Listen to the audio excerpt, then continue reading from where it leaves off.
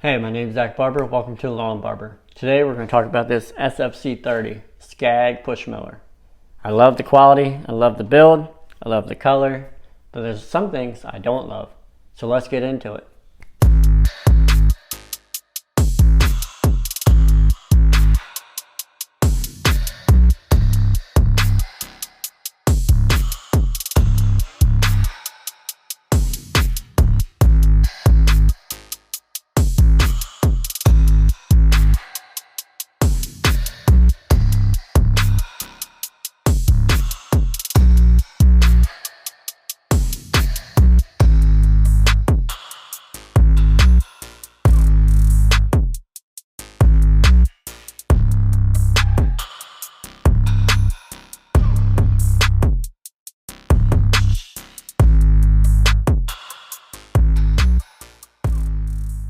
We're going to talk about the good, the bad, and the heavy.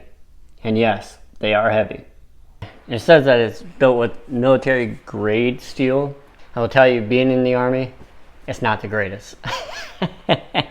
Or maybe we just beat the shit out of our equipment.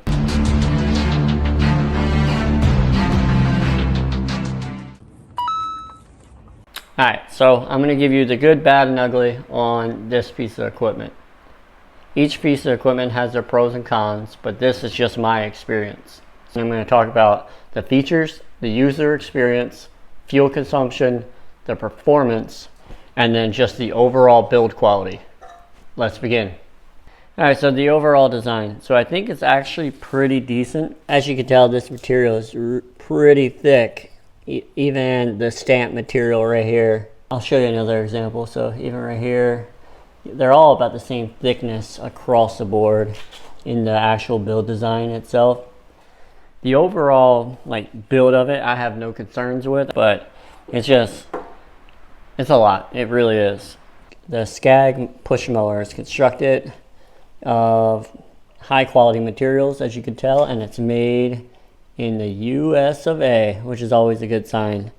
The deck is made of 14 gauge steel, providing pretty resistant, pretty resistant to rust and impacts. The weld quality looks pretty good. Whoever laid the beads did pretty well. Down here it's even thicker as just reinforcements. On this model specifically, so this is a 2023 model. SCAG did remove this little notch right here. I think it was just a reinforcement piece, but they made it flush so that the user itself, I don't know if you can see, but the user can drop the deck down and not have that piece right there, that little lip, so it doesn't get caught on anything. So they actually took that off, or took this notch off right there. So they're listening to us. So they really took the time to make a quality machine, at least in the aspect of it's going to last a long time.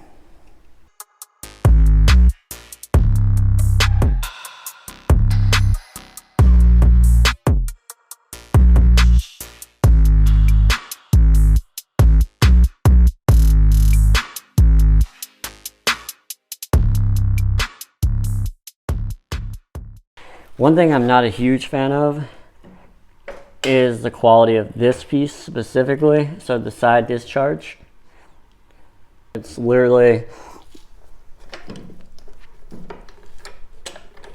it can be a struggle getting it on and off, but basically you have these two notches and you put these bolts, the back end of the bolts, and you just kind of put it in there and slot it there. Now, don't get me wrong, it has never failed me. It's never fallen off or anything, but that is something that I've noticed that I thought was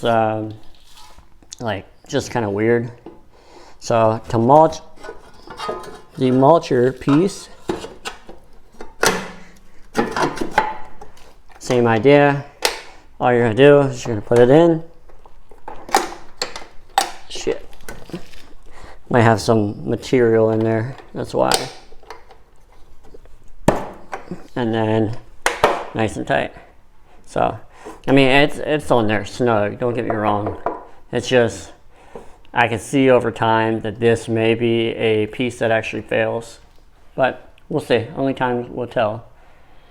And then lastly is the bagger itself. So the bagger itself does seem to be like decent quality. All right, so for this, all you're gonna do is lift this up, put it in. This notch right here is on both sides. You're just gonna drop it into this little area right here, and then it just kind of sits on there, and that's it.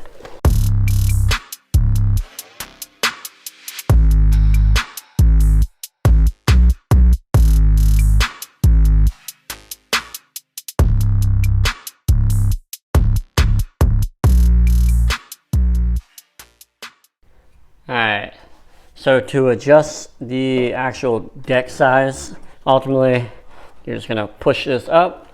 Put this pin in whatever hole that you would like, whatever size that you would like. Just drop it in, make sure that it goes into the bottom one as well, and then seat it, and then push it back down, and there it is. So it goes from 5 inches down to 1.5 inches. In 1/4 inch increments. So each one of these holes follows this chart and we'll lift it 1/4 inch at a time. So I leave it at the 2 3/4. However, depending on the type of grass, you can do it at whatever height you would like. To get to the pulleys, pretty simple as well.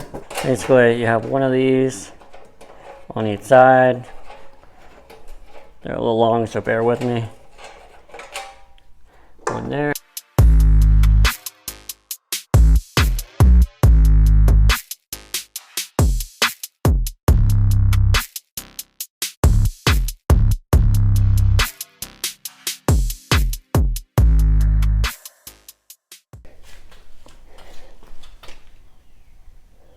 Yeah, pretty easy. It's easy to service, and then if anything happens, should be no issues. Quality of cut that I get from this machine is excellent. I will say that with tall grass, it goes through pretty easily. Wet grass, it goes through pretty easily. But a combination of both, I have had this thing bog out a couple times. It's rare, but it does happen. So the engine's pretty powerful, but with a combination of both, it doesn't matter what engine you have, unless you have like some serious power, or at least the grass has somewhere to go. So on this particular model, it has the Kohler Command Pro. It has a 3-year warranty and 224 cc engine. So it's the CV224, and then it has its data on the far side, which gives you the emissions, the model type, serial number, etc. Just if you wanted more information. But just having that warranty does make it feel a little bit better owning a piece of equipment that costs $2,700. And on this side, basically you got your oil dipstick or filler plug, and then your oil filter, and everything else is just a basic engine with engine components. Like this piece, air filter. So it's pretty simple to get to. There's one clip on each side, and then just lift off. Sorry, I'm doing this with one hand, and it'll look like that. So pretty simple stuff. The gas tank itself, nothing to really look at, but it is a gallon gas tank, so you're able to get, I think, somewhere between 2 and 3 hours at full capacity. Which is pretty good. The design overall, it has not gotten in my way in any aspect, but it's kind of in the back and out of the way.